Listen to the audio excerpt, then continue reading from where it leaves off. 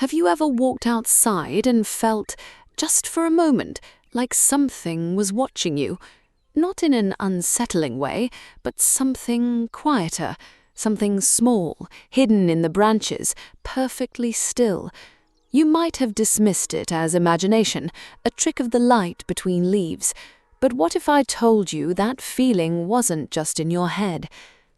What if every single time you step out your door, the birds are noticing you, not just as a shape moving through their world, but as a specific, recognizable being? And what they learn about you, in their patient, silent way, might be far more detailed than you ever expected. There's a version of nature we're often sold, where animals live in a separate world, indifferent to ours. We pass through parks and gardens, believing we're the observers, the ones studying their lives. But the truth is much softer and much more reciprocal. Birds have been watching us for thousands of years. They've learned to read our rhythms, our moods, even our intentions. And they carry that knowledge with them, sometimes passing it on to others, folding us gently into their understanding of the landscape. Most people miss this entirely, not because it's hidden, but because it happens so closely, so subtly, that we never think to look for the signs. I'm glad you're here. On this channel, Wild Perception, we explore exactly these kinds of quiet connections, the ones that exist just beneath the surface of ordinary moments. So let's take a slow walk together and uncover what birds secretly learn about you every time you go outside. The first thing they learn is your rhythm. Birds are masters of pattern recognition, and your daily life is full of predictable signals. A robin on your street will quickly notice when you leave for work each morning, when you return, and when you tend to linger on weekends. It's not that they're tracking you with a clock, but they associate the sound of your door, the specific way your footsteps fall on the path, with what usually follows.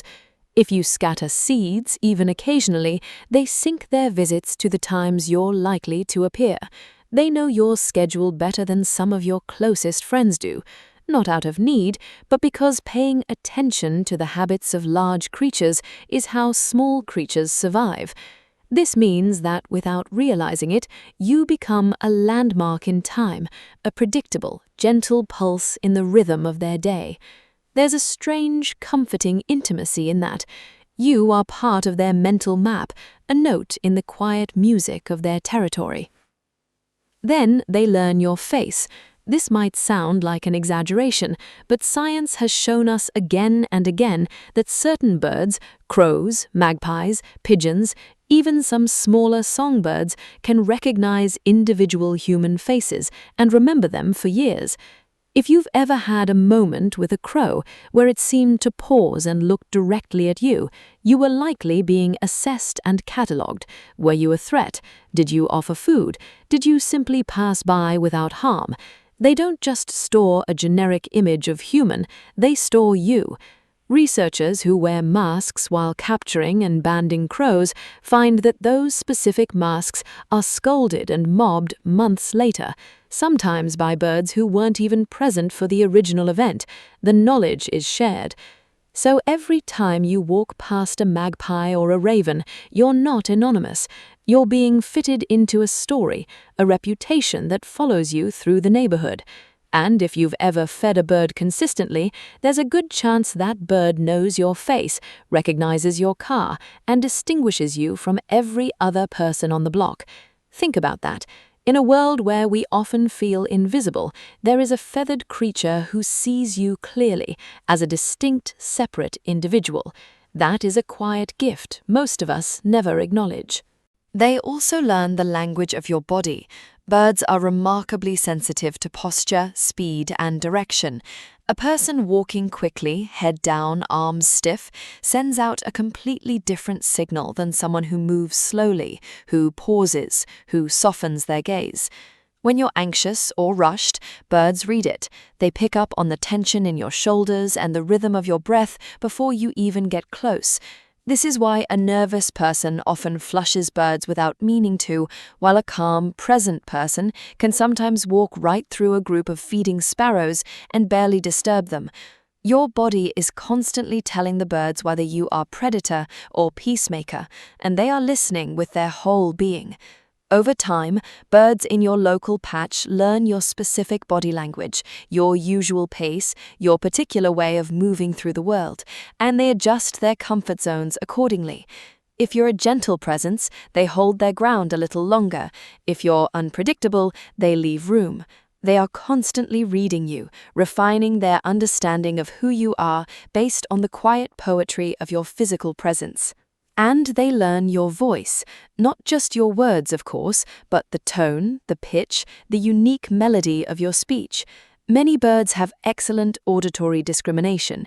They can tell the difference between friendly murmurs and aggressive shouting, but more than that, they can learn to associate your specific voice with safety or food.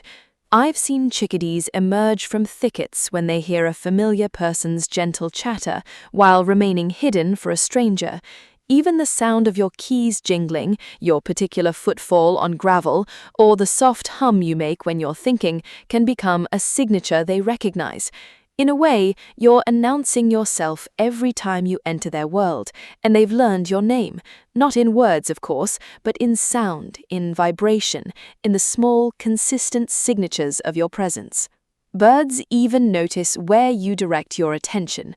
Eye contact is a powerful currency in the wild. A direct, unbroken stare from a human can be perceived as predatory, a signal that you've locked on and might approach. But a soft, averted gaze, where you glance and then look away, communicates something else entirely. I see you, but I am not a threat. Birds are constantly monitoring your eyes, even when you think they're simply pecking at the ground. If you watch carefully, you'll notice that a bird will often tilt its head to get a better look at your face, especially your eyes. In those moments, they're gauging your intention. They learn whether you're the sort of person who stares too long or the sort who respects their space. If you consistently offer them that gentle, sidelong acknowledgement, they come to associate your gaze with safety. They learn that your eyes are not weapons. And that tiny bridge of trust, built over countless glances, is one of the most delicate and profound things we can share with a wild animal. Beyond individual traits, they learn something more abstract, your emotional shape. It sounds almost too poetic to be true, but many people who live closely with nature have noticed that birds respond to human mood. When you're sad, when you're grieving, when you're sitting quietly on a bench with your thoughts, birds often come closer. Perhaps it's because sadness slows us down, makes us softer, less threatening. Perhaps there's something else, a stillness in us that resonates with their own watchfulness. I've heard stories of robins perching beside someone lost in thought, of wrens singing near someone crying softly in a garden. It may not be empathy as we understand it, but it is a form of reading. They notice when your energy changes. They learn that certain versions of you are safer to be near. And so, on your hardest days, when you feel completely unseen by the human world, the birds might be seeing you more clearly than ever, responding to a quietness in you that invites closeness. There's another layer to this, one that speaks to memory and consequence. Birds learn whether you can be trusted, and that judgment can spread far beyond a single encounter. If you've ever shooed a bird aggressively or harmed one even unintentionally, that information gets passed along. Alarm calls are not just generic warnings. They can contain details about the type of threat, even the specific individual. A study on jackdaws showed that they learned to recognize tardy particular people who posed a risk to their nests, and this knowledge was transmitted to their offspring. So, in a very real sense, your reputation as a kind or harmful presence echoes through generations of birds. That might feel heavy, but it can also feel beautiful. If you've been gentle, if you've put out water on a hot day, or simply paused to let a bird cross your path without panic, that gentleness becomes part of the local bird lore. You become, in their collective memory, a safe human. And there's something deeply moving about that, the idea that kindness isn't lost, but held, remembered in tiny skulls, sung out in notes we can't translate. Occasionally, they learn that you're worthy of a gift. I'm not talking about grand gestures, but about those rare, breath-stealing moments when a bird leaves something behind for a human who has earned its trust. Crows have been documented bringing trinkets, bright stones, bits of glass, even a lost earring to people who feed them. It's not transactional in the human sense, it's more like a recognition of relationship. They acknowledge the bond by offering something from their world to yours. Most people will never experience this, but those who do describe it as a kind of quiet miracle, a moment when the wall between species dissolves into a simple act of reciprocity.